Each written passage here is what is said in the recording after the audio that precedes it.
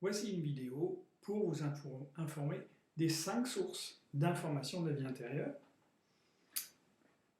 Rappel, on l'a vu juste dans la vidéo d'avant, survolée, que sont ces 5 sources? Vous avez la source intellectuelle, vous avez la source de l'inconscient, vous avez la source du supraconscient. Ces 3 sources, on va les voir maintenant, on va les survoler. On a déjà bien vu la sphère du vivant, après reste à l'expérimenter. Et on verra tout de suite après celle-ci, la sphère du moi-je, qui est une grosse sphère. Alors, pourquoi j'ai appelé sphère source? Il y a cette différence-là. Les deux sphères sont bien évidemment des sources d'information, mais elles sont tellement complètes, que ce soit la sphère du vivant ou la sphère du moi-je, qu'elles sont un monde à elles toutes seules. Et on va retrouver dans les deux la source intellectuelle, la source de l'inconscient et la source du supraconscient d'une certaine manière. Alors, que sont ces sources? C'est des sources d'information où notre conscience va s'abreuver, consciemment ou inconsciemment. Il faut savoir que les informations que vous allez trouver dans la source intellectuelle ne sont pas les mêmes que la source de l'inconscient ou que la source du supra-inconscient, ou même que la sphère du moi-je et que la sphère du vivant. Ça, il faut le savoir. C'est un peu comme les dimensions, ce qui est vrai dans une dimension n'est pas forcément vrai dans une autre, et dans les sources c'est pareil. Chaque source a une fonctionnalité propre, une raison d'être, si vous voulez, un style d'expression, et on va y trouver certaines données. Ça, on va survoler ça. Alors, pourquoi ces sources? Comment vous allez vous en servir? Souvenez-vous de ça. Vous apprendrez dans le détail 3 actions non-actions pour en bénéficier. Pour bénéficier de quoi? C'était pour l'ASV. Donc, pour l'ASV, mettre votre attention de l'instant sur ce vivant en vous, vous laissez être traversé par l'information si elle est négative, vous la laissez circuler si elle est positive, laissez de côté les éléments de la structure de survie. Une fois que ça sera relativement bien en place, suffisamment compris consciemment et inconsciemment, vous pourrez utiliser les 3 autres sources. Et comment? En vous connectant à la fois à l'ASV et une des sources, en utilisant le laisser-se-passer intérieur, ça sera le prochain chapitre. Et en faisant ça, votre cerveau va apporter des informations liées à la source connectée dans l'instant, à votre conscience et à votre état d'esprit de l'instant. Alors, le cerveau, il est commandé par notre état d'esprit de l'instant. En sachant que cet état d'esprit peut être conditionné par tout un tas d'états d'esprit qui sont sauvegardés dans notre inconscient. Quand on vit un trauma, par exemple, on a un certain état d'esprit, et suivant cet état d'esprit, le trauma sur l'instant va être plus ou moins grave. Et en tout cas, ce qui va se passer, c'est que l'état d'esprit va rejeter, donc refouler des perceptions qui sont vécues et que notre corps et que notre esprit vit quand même. Et qui donc vont être utilisées par la structure de survie, puisque la structure de survie raffole des perceptions où on a l'impression qu'on va mourir pour pouvoir les refouler afin de créer une réaction et une défensive. Et aussi une identification, celui qui contrôle sa peur, par exemple. Et rappelez-vous, pour contrôler la peur, il faut qu'il y ait la peur. Donc il ne faut pas lâcher la peur. C'est vraiment important ce que je dis là. Voilà. Et on reviendra, c'est intéressant de savoir tout ça. Mais je voulais déjà commencer à vous en informer parce que on va bien placer la sphère du vivant, donc l'ASV, et la sphère du moi-je, l'ASM. C'était, il me semble, judicieux que vous sachiez sur quoi ça s'inscrit. Donc, on va survoler maintenant les 3 sources que je vous ai dit juste avant, et voyons maintenant la source intellectuelle. Alors la source intellectuelle, c'est le traitement imagé ou imaginatif sur les objets. Donc c'est une observation, une façon d'utiliser les objets en position méta, c'est-à-dire avec moins de perceptions qui traversent le corps et l'esprit, donc avec un rapport plus intellectuel, avec un rapport distancié sur les choses. C'est un garant des éléments de survie et affirmation du moi-je.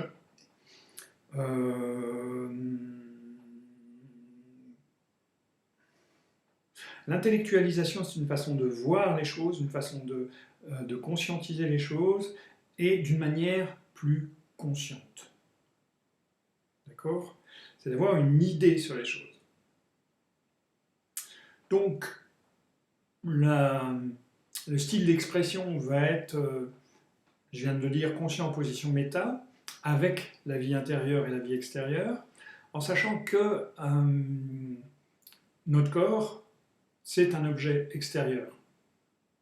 Notre foi, notre pensée, nos émotions, c'est un objet extérieur, a priori, quand on se met dans la pensée. Parce qu'on est dans une dualité. Donc, il y a une dissociation. Sauf que dans cette dissociation, on ne vit plus l'expérience, et donc on arrête ce que j'appelle la biologisation, la biologie, dans notre corps. On l'arrête un tant soit peu, on l'empêche de trouver son cours et de trouver sa sortie, en étant dans la tête. C'est pour ça que je propose dans toute la formation une association dissociée, c'est-à-dire en nous mettant dans la SV, on est dissocié tout en étant associé. Et en étant dans la SV, tout ce qui peut nous traverser de négatif passe, va trouver son chemin. Ça, je peux vous l'assurer depuis le temps que je pratique l'ASV. Et c'est justement ça qui est hyper intéressant. Et quand on laisse circuler du positif et qu'on le vit à partir de l'ASV, dans son corps et son esprit, c'est exponentiel, le corps en profite. Voilà. Donc on se rend plus compte de ce qu'il y a en soi. Et ça c'est important dans l'évolution du traitement biochimique des informations. Alors, qu'est-ce qu'on va y trouver avant les dimensions ou les niveaux qu'on peut trouver, il va y avoir le niveau mentalisation, mais plutôt conscient. Il va y avoir la biologie plutôt consciente. Il va y avoir l'émotionnel, plutôt conscient aussi. L'extérieur d'une façon extériorisée. On va trouver aussi les archétypes, mais plus un rapport aux archétypes soit de soumission, donc avec une certaine dévalorisation, soit de surestime. Qu'est-ce qu'on va trouver encore ? Bien sûr, tout ce qui peut être conscient au niveau de la pensée, bien sûr. On peut avoir une certaine conscience intellectuelle d'une émotion, une conscience intellectuelle d'une sensation. Mais elle reste intellectuelle.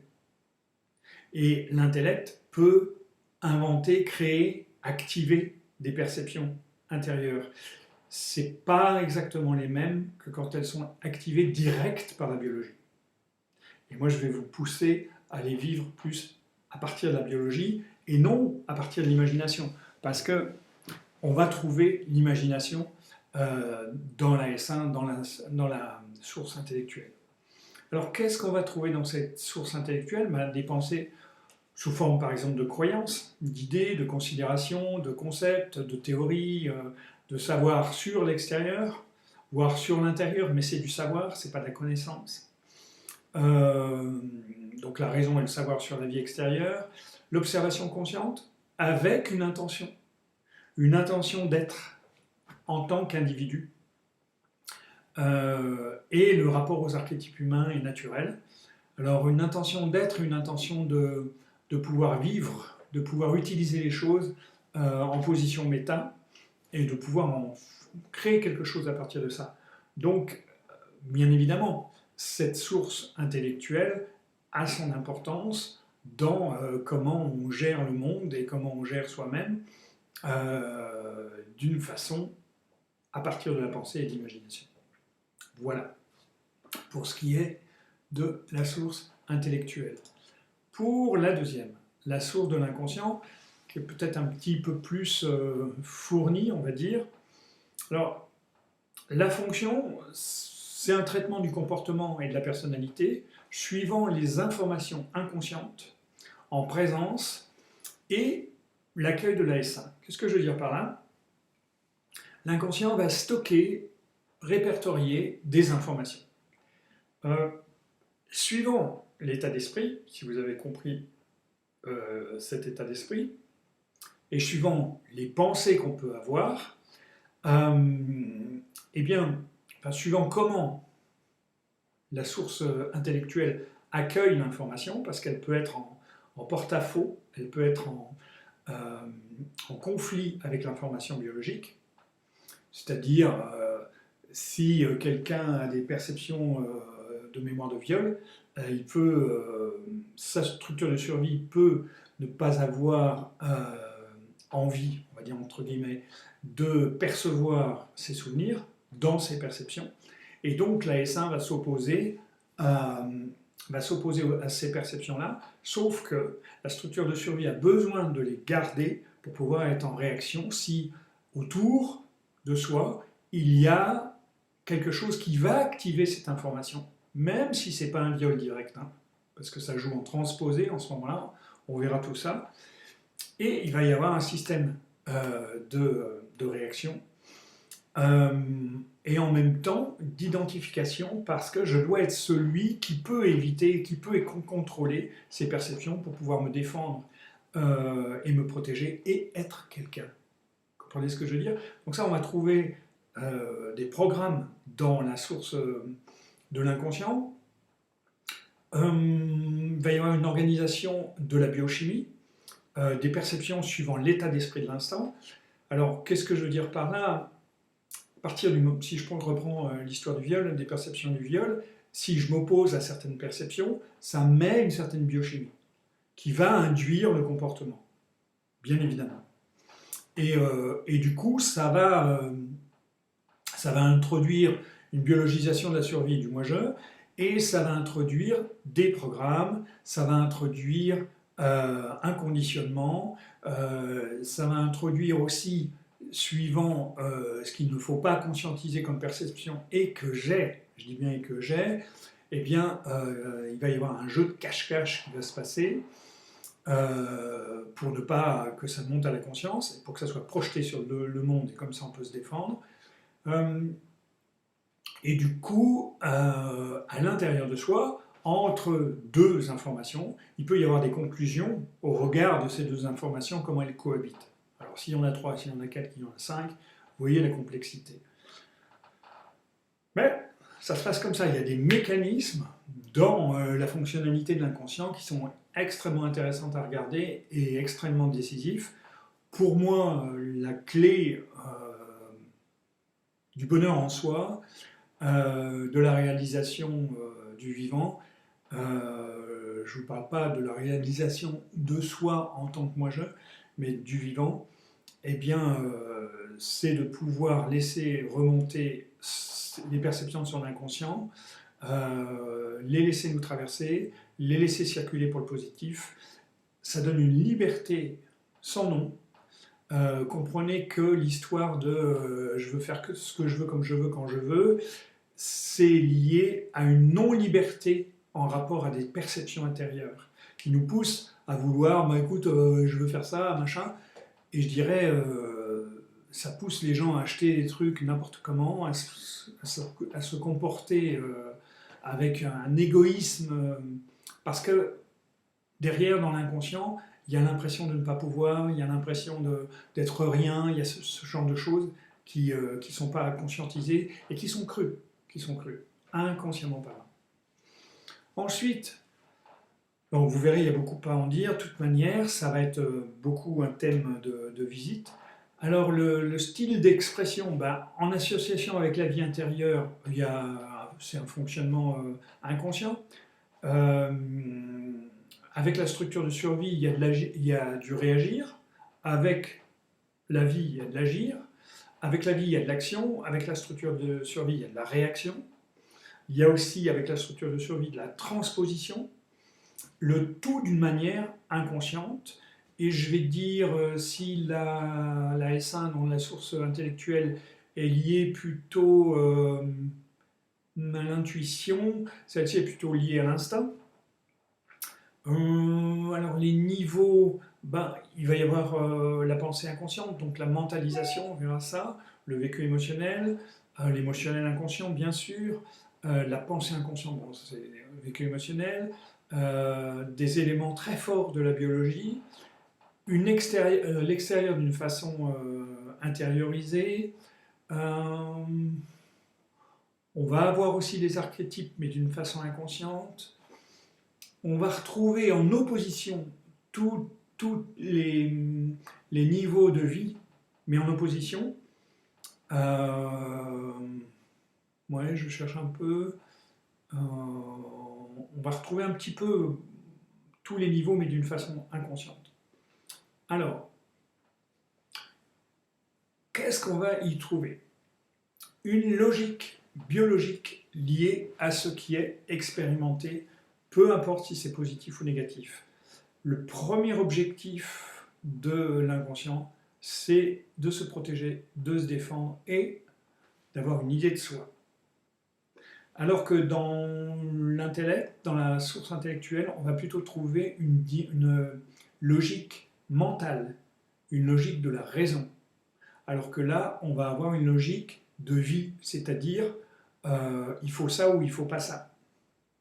Et il faut se défendre à ça. Donc il faut le garder pour pouvoir s'en défendre. On va trouver les mécanismes de la structure de survie, j'en ai parlé un peu là tout de suite, une focalisation sur les mouvements de mort. J'en ai aussi parlé. Ce qu'il faut comprendre, c'est qu'à partir du moment où j'ai indiqué à mon cerveau que les perceptions du viol, ça ne doit pas remonter à ma conscience, bah, c'est un mouvement de mort, et du coup, le cerveau est focalisé sur la perception qu'il ne faut pas amener à l'état d'esprit de l'instant. On va trouver la mémoire. Bon, dans l'intellectualisation aussi, vous me direz, mais c'est pas la même mémoire. Et je vais dire que dans l'inconscient, la mémoire est plus forte, plus large. On va trouver le traitement physiologique et psychique du vécu émotionnel, l'amour conditionnel, je dirais l'amour biologique qui pousse notre corps, notre biologie à perpétuer l'espèce, par exemple. L'amour conditionnel qui a besoin d'être avec un homme, une femme, pour, quand c'est deux sexes opposés, continuer la chaîne de vie avec des enfants. Bon, quand c'est des sexes non opposés aussi, c'est possible, mais à ce moment-là, on passe autrement. On va avoir des perceptions refoulées, le vécu émotionnel et la pensée inconsciente, des croyances, ça va amener des croyances plutôt limitantes. Il va y avoir des rêves inconscients aussi, on pourrait dire. Il y aura des conclusions d'expérience qui vont amener des programmes, en sachant que les conclusions d'expérience sont obligatoirement fausses, parce que l'état d'esprit va faire que le cerveau va ne prendre qu'une partie des perceptions vécues dans l'instant. C'est-à-dire que la personne qui se fait violer au moment où elle se fait violer, et si elle ne veut pas que ça se passe, et on peut comprendre, hein, c'est pas ça, eh bien, elle va indiquer à son cerveau qu'il y a certaines perceptions qu'il faut éviter, à sa conscience. Mais son corps et son esprit va le vivre, son esprit inconscient. On va trouver des injonctions, des pulsions, des rêves, des cauchemars, des oppositions, des valeurs, avec tout ça bien sûr. Et puis, alors, par exemple, le système de valeurs, je me suis fait violer, je reprends l'exemple puisqu'on est avec ça, je me suis senti sali, je me suis senti rabaissé, seul. Alors la valeur, ça va être euh, j'ai de la valeur, je suis quelqu'un et je vais m'opposer à toute personne qui ne croit pas ou qui ne prend pas ça en compte. Mais derrière, on a un système de faux noyau faux soi. Il y aura, mais pendant que je me suis fait violer, je me suis ressenti comme si j'avais pas de valeur. Et en même temps, comme si j'avais pas de valeur, aide à compenser et à expliquer, donc à vivre, donc à survivre, à des perceptions où on a l'impression que le monde va s'écrouler, que notre monde va s'écrouler et qu'on va perdre pied et qu'on va disparaître. Alors, l'explication, bah oui, mais c'est parce que j'ai pas de valeur, va pouvoir aider à gérer l'histoire, et bien sûr, on ne peut pas la garder, du coup, c'est refoulé. Donc ça, c'est la dynamique du faux noyau faux soi, et aussi une nature biologique dans l'inconscient qui est entachée par toutes ces conclusions, par toute cette défensive, par toute cette survie, euh, où les informations ne sont pas dans leur pure essence. Elles sont travaillées par l'esprit, par l'état d'esprit, par la mentalisation, par les projections, par des choses comme ça. Voilà pour ce qui est de la source de l'inconscient et avec la formation de base, surfer votre vie par la pratique de l'instant, vous allez apprendre à surfer dans votre inconscient. Vous allez avoir des moyens de le faire. Ça vous demandera un certain temps pour installer ça. Et puis ensuite, vous pourrez vous en servir toute votre vie. Et ça sera encore plus effectif si vous faites la formation avancée.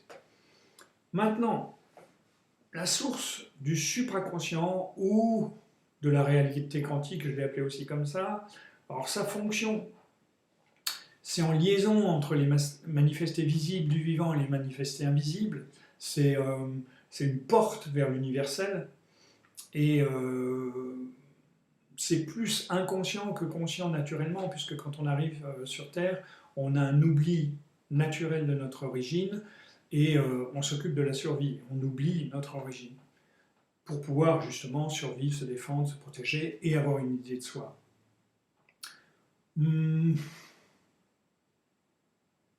On verra ça dans les rapports. Alors, le style d'expression, bon, ça va être des états modifiés de conscience, ça va être une présence dans l'unité, et ça sera plus lié à l'inspiration. Les niveaux, bah, tous les niveaux de vie, qualité de l'essence, le jeu, la vie archétypale, donc plus à ce niveau-là les archétypes naturels, donc c'est-à-dire l'attraction terrestre, le temps, l'espace, la masse, la lumière, le son. Il va y avoir aussi le non-jeu, le vide et le silence, et puis un élément du pôle biologique, on le verra, de la dimension biologique, pardon, du niveau biologique, le pôle biologique, qui est lié à l'universel directement. Donc c'est intéressant de voir que dans la biologie, il y a une liaison à la source du supraconscient. Alors, qu'est-ce qu'on va y trouver? On va trouver l'amour inconditionnel, on va trouver la paix, la grâce, l'infini et l'immanent, la présence, la simple présence, ce n'est pas une présence égotique, tout ce qui est pur, et les mouvements du vivant. Alors, on a commencé à voir ça, à expérimenter un peu, on va aller plus loin. Si vous vous mettez, ne serait-ce qu'avec votre corps, vous pouvez relever, identifier des tensions, j'appelle ça des mouvements de mort, où il y a quelque chose qui est retenu, et dans ce mouvement de mort, il y a un mouvement de vie. Et si vous laissez venir à la conscience le mouvement de mort, et que vous mettez votre attention dessus en le laissant bien se dessiner, bien s'exprimer, sans rien faire, juste à le laisser exister, vous pouvez ensuite mettre votre attention sur le mouvement de vie qui va avec le mouvement de mort et laisser le cerveau, parce que votre état d'esprit va être en observation sur les deux, et du coup votre cerveau va revisiter les données des deux pôles. Voilà. Alors, Entre ces sources, vous vous doutez peut-être qu'il y a un rapport intéressant. C'est surtout ça que je voulais traiter dans ce chapitre-là, mais il me semblait que c'était important pour pouvoir traiter ça, que je vous introduise toutes les sources. Et puis, avant de voir ce rapport, dans la prochaine vidéo, on va voir la sphère du moi-je.